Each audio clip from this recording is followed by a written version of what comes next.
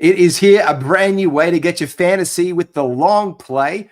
It's mac and G. It's the closest thing we could get to mac and cheese on the channel. G'day, mate. How you going? I love the mac and G. Yeah, it's a good snack and it's good advice for your fantasy season, man. We're here after all that preseason work. What are you most excited about? Just leading in one more sleep and the NBA is in full effect. Mate, I just can't wait to get into it. There's a whole heap of transaction already. You know, I post that on my Twitter.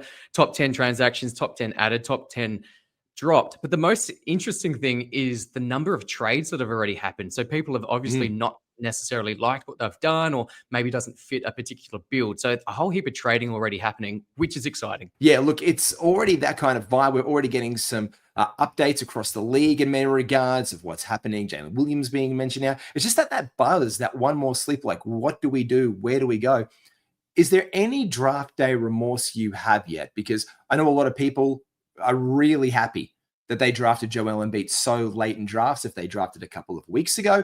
And then he comes onto the court and just looks fantastic, which is everyone's like, oh, Joel. Yeah, for those that grabbed him late, I think you'll be pretty happy. I'm still mindful and still a little bit hesitant. I don't have him in any leagues, which I don't mind too much. And those that do have him, hopefully he does play 50, 60 games and get you that value back. But yeah, I saw him go as late as pick 70, which is wonderful, which is really good. And I hope that provides some value. There's some other injury updates and just some things that I'm being mindful of, like Mark Williams, Kobe White out for another fortnight as well. Ty Jerome, we got an update on him. And we'll go through injuries a little bit later on. But yeah, super excited, mate. Well, let's get those out of the way and let's look at the moves and get to your injury updates for week 1. Walking around on broken legs.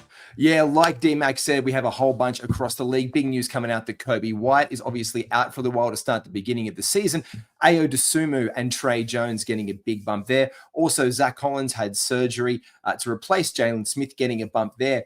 With Darius Garland missing the start of the season and Max Strus out in Cleveland, we're looking for guys like DeAndre Hunter and obviously Lonzo Ball, who is now with the Cleveland Cavaliers, to get some extra burn up off the bench.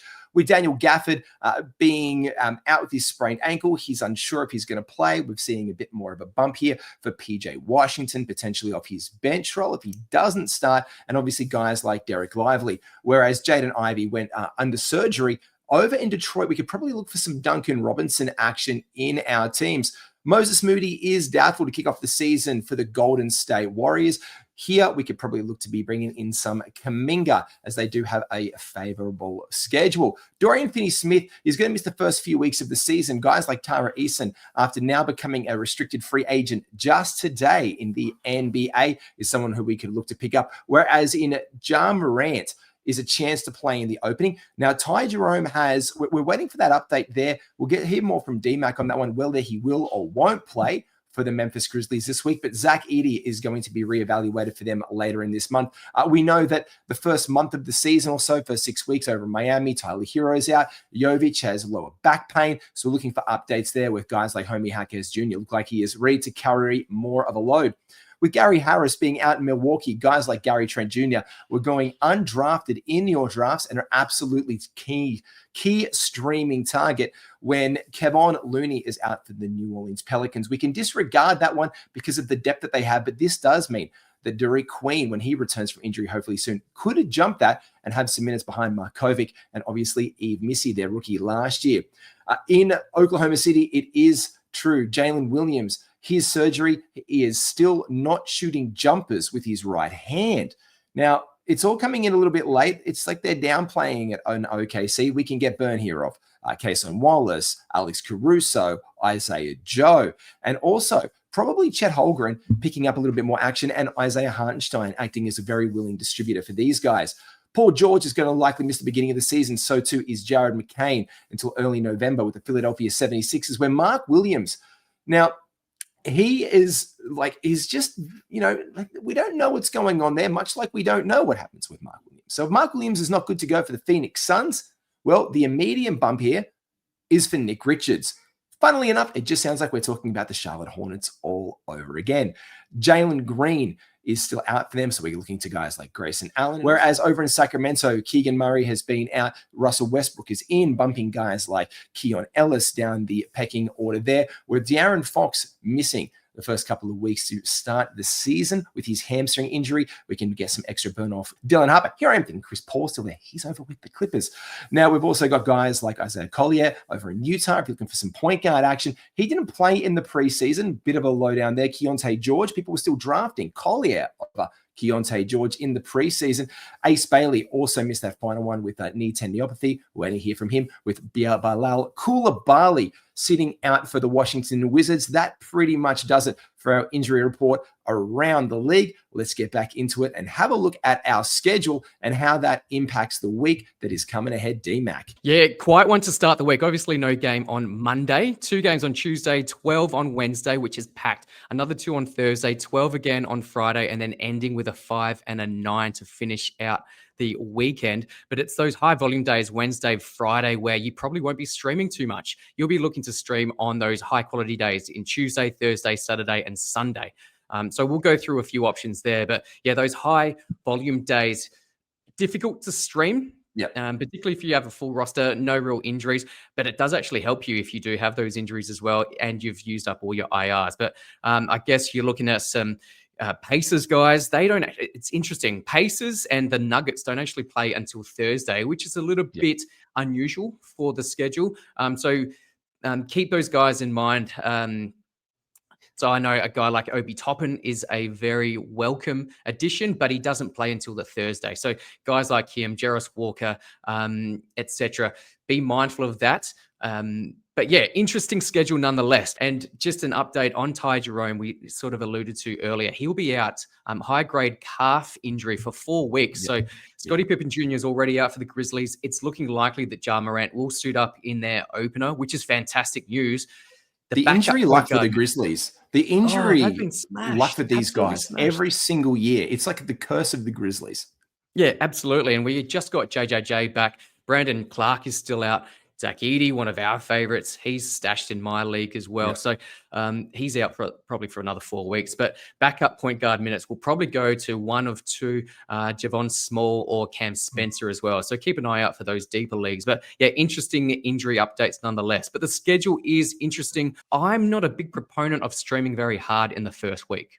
What about you? Yeah, and no, look, and the big thing here is do not freak out because all teams play 3 games apart from just a few this week. That is the Bulls, the Nuggets, the Rockets, the Pelicans, the 76ers, and the Jazz. They all have 2 games on their schedule. So we might freak out with, they didn't perform as well, especially if one of them is a good game, one of them is a bad game.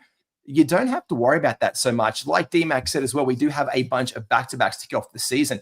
Thursday and Friday, you have the Warriors. Friday and Saturday, the Hawks, Grizzlies, Magic, and Suns. Waiting for an update there on Ja Morant, especially coming back with that injury. And Saturday and Sunday is the Hornets and the Pacers. But D-Mac, we can get some action if we're feeling very, very confident come the end of our week that we could bring in some Sunday Monday action to finish our week strong and start the next one, week 2. Well, what teams are on the docket for back-to-backs there? Yeah, so Sunday, Monday, Celtics, Nets, Cavs, Mavs, Pistons, Lakers, Wolves, Trailblazers, Spurs, and Raptors. A lot of good options there. Going back to the earlier week back-to-backs, I guess there's a couple of risky plays there or guys that I'm thinking will be sat. Likely that Isaiah Jackson will miss one half of the back-to-back for the Pacers. Same goes for Al Horford. I think it's already been stated that he will continue to miss one half of back-to-backs moving forward. He's an old man.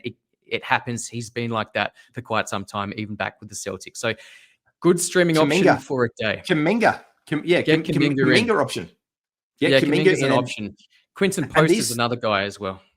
Yeah, and these are the guys we can target because of that. Now, we can target Kuminga and Horford. Now, knowing that Horford's only going to play 1 game, if you do need those big man minutes, that's where something you can get. Now, OKC do play that Tuesday and Thursday on those low volume days. So these are the guys you can target on the low volume days because of that rest. So you can bring in Kuminga or bring in Horford because of those back-to-backs early in the week. You can use Horford now. You could probably use him, especially if he plays the first of the back-to-back on Sunday and then drop him. Whereas Kuminga is the whole throughout the whole time, knowing that one of those 2 games later down in the week, this week or early next week, he'll give you a bit more of a boost. With Kayson Wallace, Alex Caruso, and Pods also giving you some love there as well. I put Pods in at the last minute because he was well deep and available in some leagues.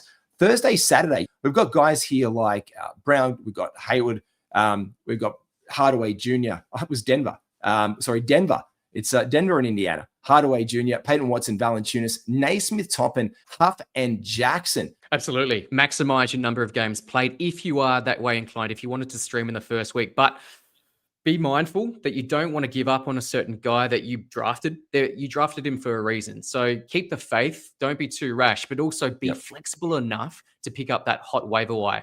It's happened in the past, a couple of seasons ago, 2-3 seasons ago. I did the same with a young Jalen Johnson. Just be mindful. Know who your worst player is and be prepared to hop off them. But also, if you have drafted them with something in mind, you really think that they have the potential to really explode, be okay with them not giving you too much in the first week as well. Exactly. Like this is what we were saying before. Injuries really do. It's like opportunity knocks for these players in the NBA. You already know that I was a Ty Jerome fan leading into the season. I thought he could do some work. And then I was like, oh, this is going to be great. Scottie Pippen Jr. is out. You know what I mean? Like here, all of a sudden, Scottie Pippen Jr. just gone. I'm like, here we go. And then the very next game, first was it 4 minutes of the game?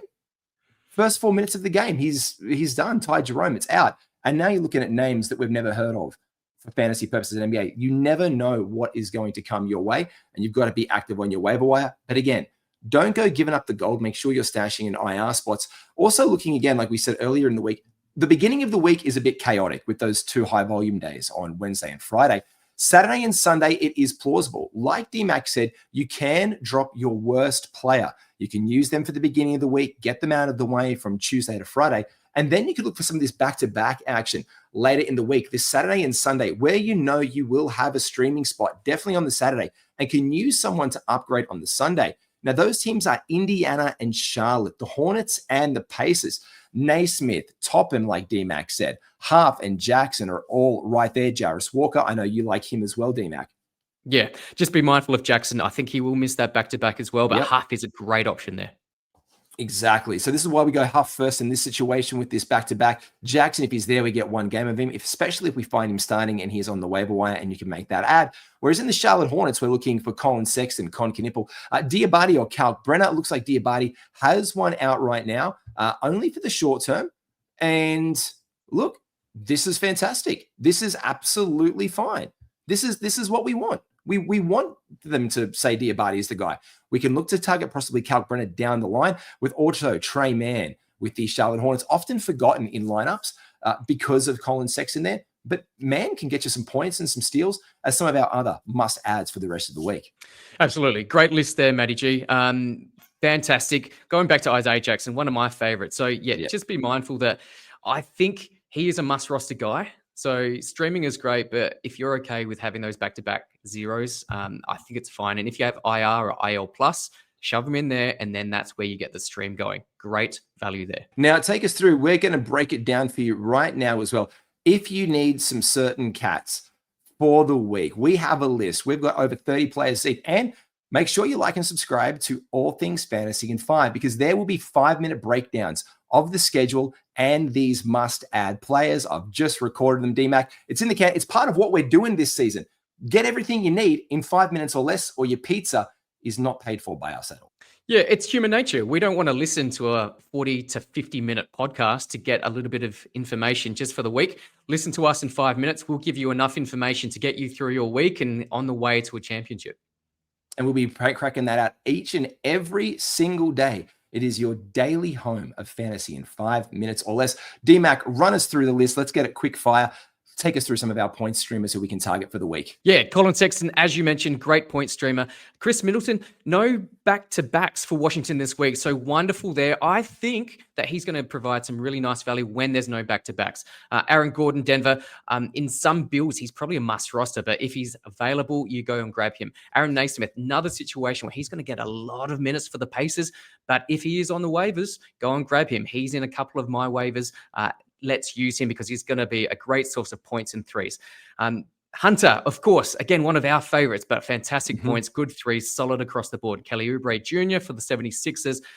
Even Jeremy Grant, he's still got some value. We didn't see much of him, and it's been a bit of the case for Jeremy Grant over the last few seasons, but come start of the season, there's a chance that he actually starts for the Portland Trailblazers. So utilize him. Trey Mann, we mentioned the explosion of points off the bench. And Dylan Brooks for the Phoenix Suns, another guy that you can use for points. Just be mindful of the field goal percentage. We're talking points, and if it's that now again, field goal percentage is up. Have a look at that. And obviously, some of our centers, our big guys, are always going to buoy our field goal percentage and hurt our free throw percentage. And conversely, these guys were generally scoring you points and threes. Generally speaking, as a rule of thumb, 700 plus free throw shooters. Just make sure you're checking those percentages out and the impact they can have, especially when it's on the volume variance. So guys like Naismith, we want to pick up because we know he's going to get to the free throw line a lot and make those for us. Colin Sexton never met a free throw he didn't like to take and can knock them down.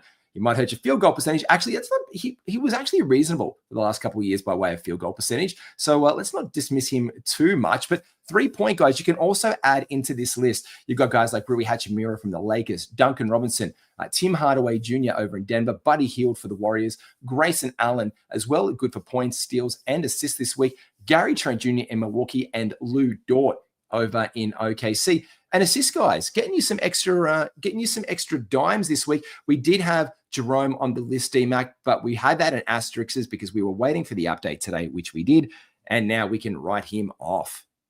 Yeah, top of the list, Chris Paul, now at the Clippers, not at the San Antonio Spurs, but at the Clippers, but Ty Jerome.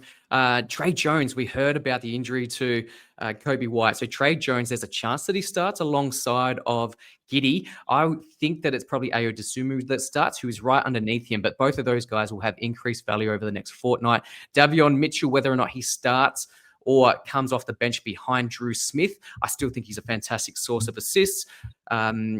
Butler, no longer there, so disregard that one. Smart for the Lakers and Gabe Vincent as well for the Lakers. So good assist streamers there. Yeah, and that's a bit of a shame on that one as well. We had some early preseason. So this is, again, the preseason feedback when we get it. What are these guys doing? Like, what are they doing? What roles are they playing in their team? Was there any other specific standouts for you that you really enjoyed in the preseason that you're like, I'm keeping my eye on this guy moving forward? Yeah, traditionally, I'm not the biggest lover of rookies, apart from Cooper Flagg and Wemby a couple of seasons ago. But the performance of VJ Edgecombe and Ace Bailey, Con Kneppel, they're really filling me with a little bit more confidence to the point where I'm considering grabbing them. I didn't actually pick them up in any drafts, but they are on a couple of waiver wires as well. I noticed that you were looking around for these guys and you're like, I really like those guys, Matty. And you would be telling me every other day that those were guys that you wanted. And then all of a sudden you wouldn't draft them. Why was there a bit of, for you, buyer beware on rookies? Like, what's your historical rookie thing? I think it's just traditionally where they end up in overall rankings. It's a slow start, particularly for the point guards. They tend to struggle, particularly with shot selection. Field goal percentage really kills you as well. So be mindful of that with Demin, Traore as well, both at the Nets as well. But exciting prospects nonetheless. Dylan Harper is someone that's going to be another assist streamer for the Spurs. Whilst De'Aaron Fox is out as well. So you could add that to the list as well. Dylan Harper is super exciting. Top 30 dynasty prospect. Don't know if he's cracking the top 100 this season in redrafts, but it's someone I'm looking out for particularly early. And now I knew I had Paul at the Clippers somewhere. I'm like, I think I used yesterday's graphic because we're doing this the day after. There we go. Yeah. I knew. I was like, where is he? Where is he? Yeah. Hey, Rebound Streamers, we've got the big quesadilla right here. Filling the big shoes in the middle for the big mans like we want to see. Portis, Jackson, Robinson, Carter Jr., Nick Richards obviously stepping up in the meantime with Mark Williams out. Washington, PJ doing it in Dallas, Nurkic over in Utah, and Valanciunas all getting us some big boards across the way, mate. Yeah, Richards for the Suns is interesting, or do they play a little bit more of the rookie with Malguach as well? That'll be interesting to see who's the second behind Mark Williams. Let's wait and see. Hopefully Mark Williams does play. I'm still concerned about his health, and that's why I haven't drafted him anywhere. I know you're high on Mark Williams, but if he doesn't play or if there's some load management, keep an eye out for Nick Richards and Malguach, the rookie as well. Malawatch as well probably is one of the big guys that is on my radar just to see how it develops over the course of the season, especially because we've seen, as you said, rookies come and be maligned. Eve Missy, I guess, is the comp that I come to. People are like, what is it like? What's Eve Missy? So what happened with Eve Missy last year? Given a bit of time, a bit of an opportunity, we saw that he made his way into the starting lineup. And then that pretty much is how that rode out for the rest of the season. So if we see the same thing this year, it's going to be like history almost repeats itself, DMAC, with these guys. When the opportunity knocks, the door opens. If it goes tank season in Phoenix, which I don't think they'll incredibly with their draft picks go completely all in on, but geez, mate, like you've got to just keep your eye on guys like Malawatch and see what happens next.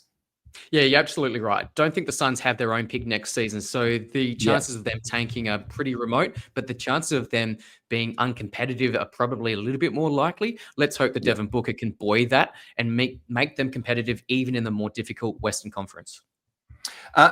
Big guys can be a bit harder to stream, as we said, every now and then. So these were our rebounds guys.